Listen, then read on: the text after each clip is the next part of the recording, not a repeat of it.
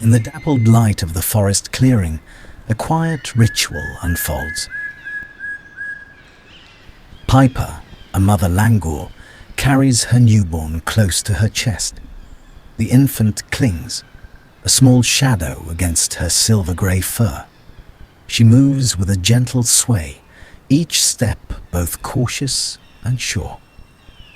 Nearby, another mother, Nanda, tends to her own young.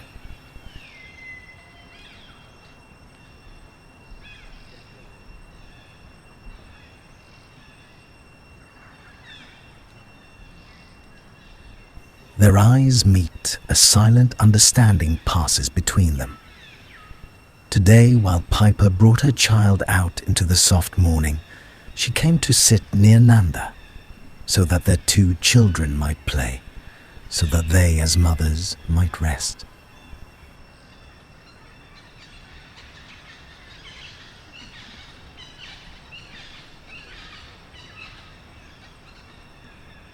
But peace in a troop is a fleeting thing.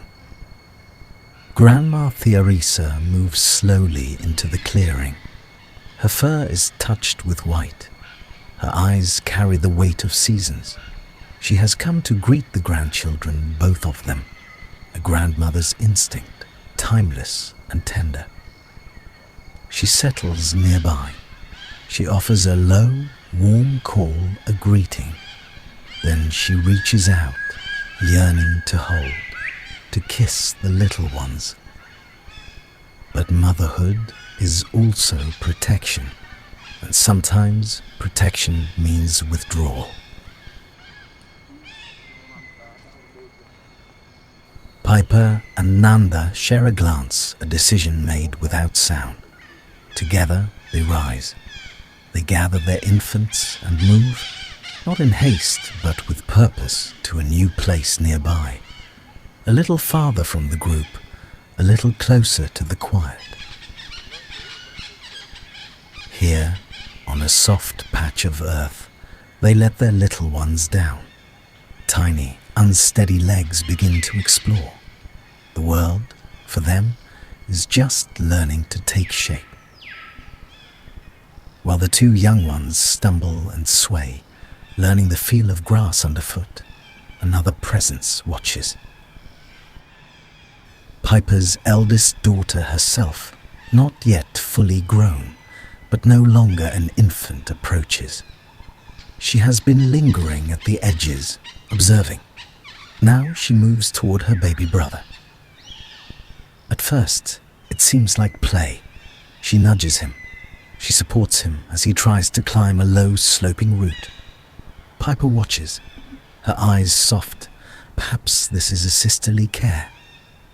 But then, the eldest daughter's hold changes. It becomes firm, possessive. She hugs her brother tightly. She sits with him for a moment, as if comforting. Then, in one fluid, startling motion, she hugs him again, turns, and races up the nearest tree.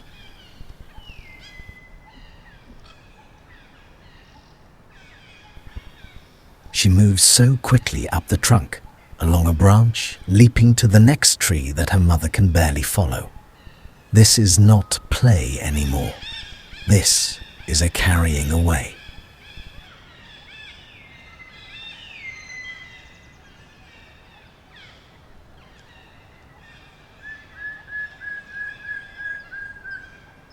Piper's eldest daughter, it seems, has dreamed of being a mother herself. And in the way of the young, she practices not with a doll of leaves, but with her living, breathing brother.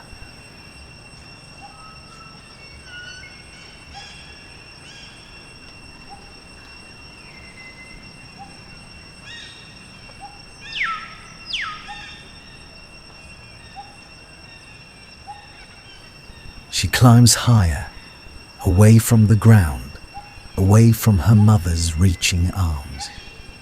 The little one, now far from the familiar scent and warmth, begins to cry. It is a sound, that cuts through the forest come a cry for help. But his sister does not let go. She holds him tight, not with malice, but with a fierce, misguided love. She is having fun. She is in charge. And in her mind, this is her baby now.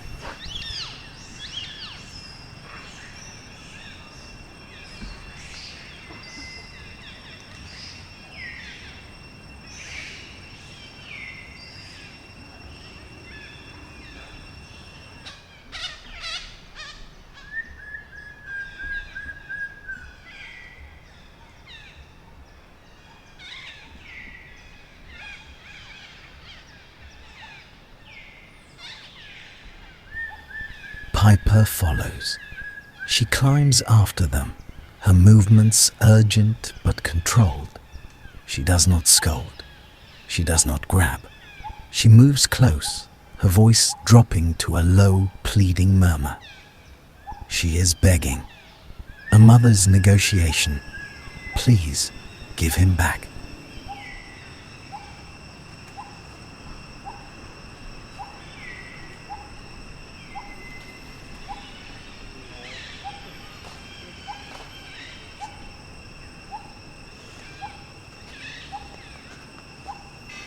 For long minutes, the tree holds them, the sister clutching the crying infant, the mother just a branch away, her eyes locked on her stolen child.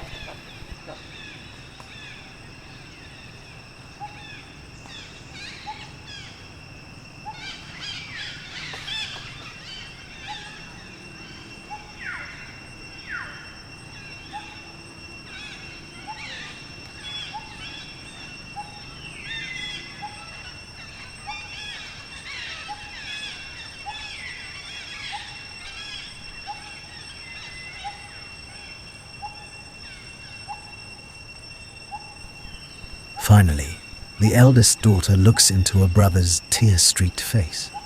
She feels his trembling. She hears her mother's steady, patient call, and something in her shifts.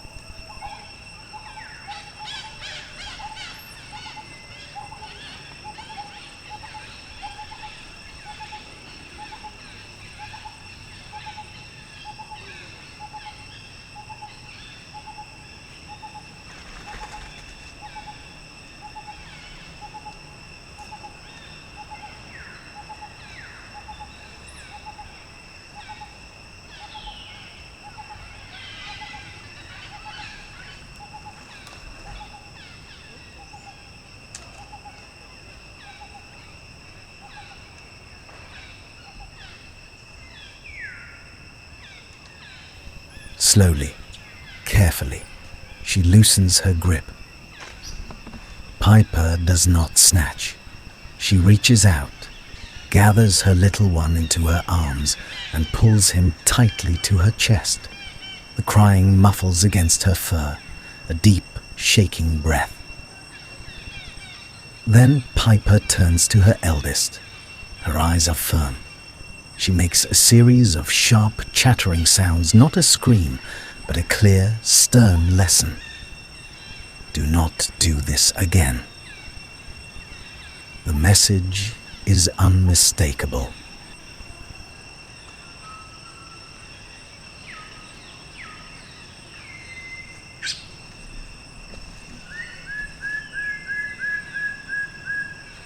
The eldest daughter lowers her head. She understands. In the silence that follows, she moves behind her mother.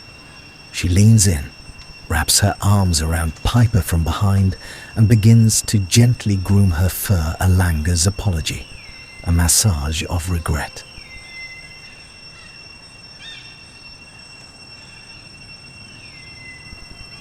And here, in this moment, we understand why a mother monkey never truly rests. Why she holds her baby close to her chest. Why she keeps a hand on its tail. Why she watches even her own kin with a careful eye. It is not distrust, it is memory. The memory of danger, of playful theft that is not play to a mother. It is the oldest story, the keeping of what is precious.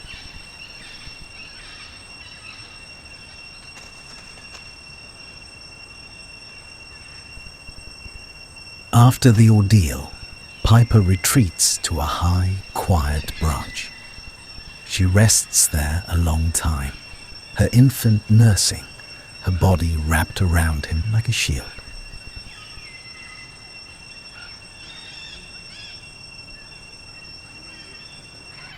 When she descends, we offer her a small box of milk, a gesture of support, so she may regain her strength, so her milk may flow plentifully for her child. She drinks, grateful.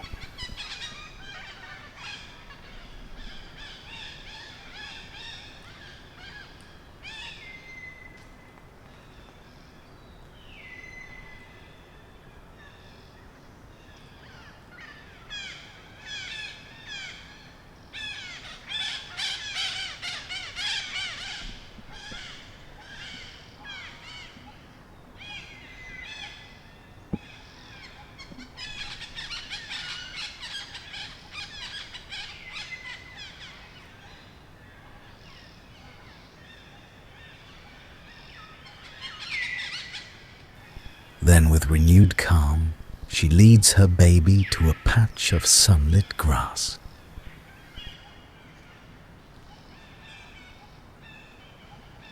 Here, she teaches him to stand, to walk.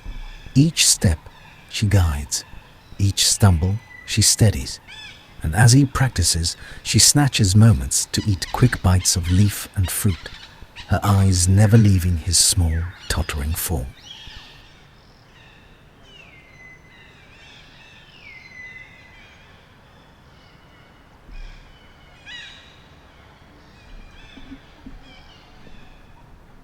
She does not let him wander far. The old story is too fresh.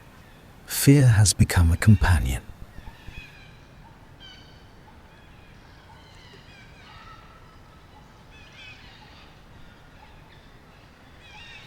Still, she teaches him independence. She shows him how to pluck a tender shoot, how to explore the world within the circle of her presence.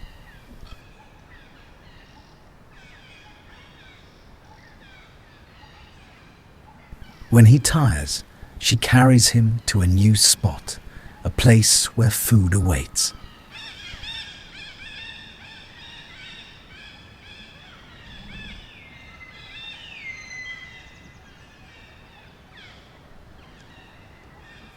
But the troop is always near.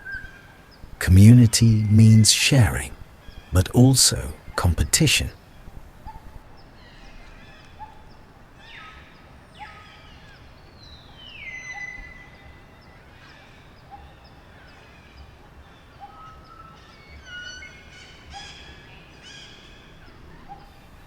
She finds a coconut. Immediately her eating becomes hurried, frantic. She eats not for enjoyment, but for survival. She knows others may come to claim it. So she swallows quickly, then gathers her child and moves on swiftly, quietly to a quieter edge of the territory.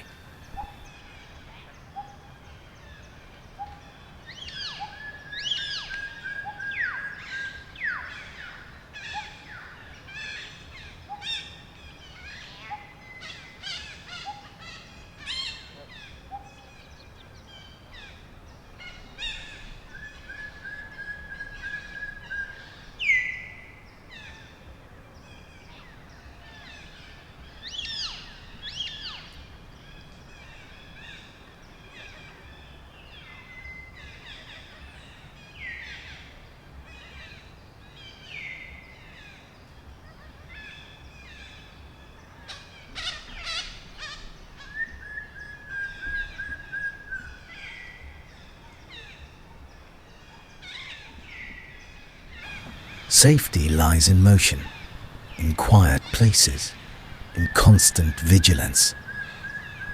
Piper takes it gratefully, but her eating is tense. She feels eyes upon her. She chews fast, swallowing chunks whole, leaving parts behind in her hurry. She will not linger, not with her baby so vulnerable.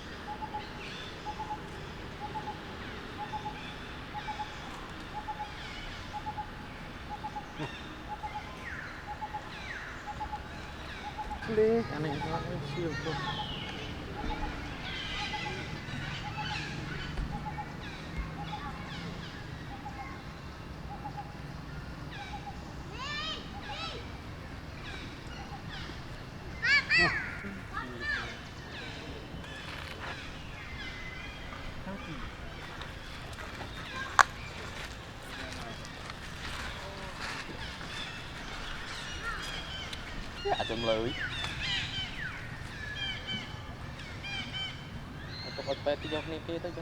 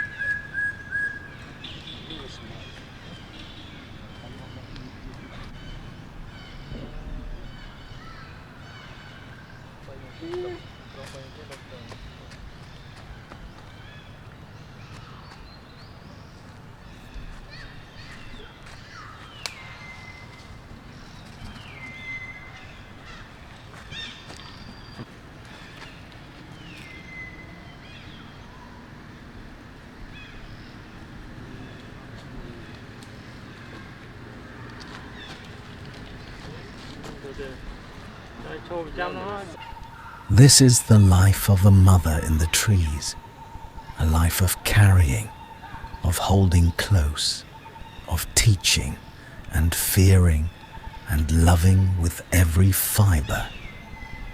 It is a life of constant motion between danger and tenderness, between the will to protect and the need to let go, just enough for them to learn. Piper's story is not unique. It is ancient. It is written in the grip of a hand on a tail, in the plea in a mother's eyes, in the climb up a carrying tree, where what is loved is always forever worth guarding.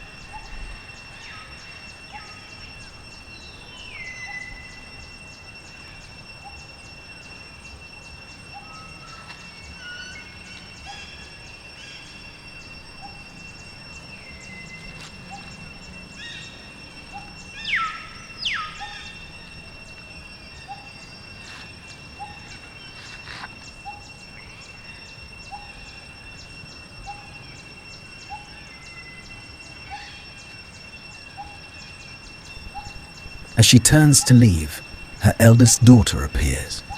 The young female snatches the leftover mango and scrambles up a tree to eat it alone.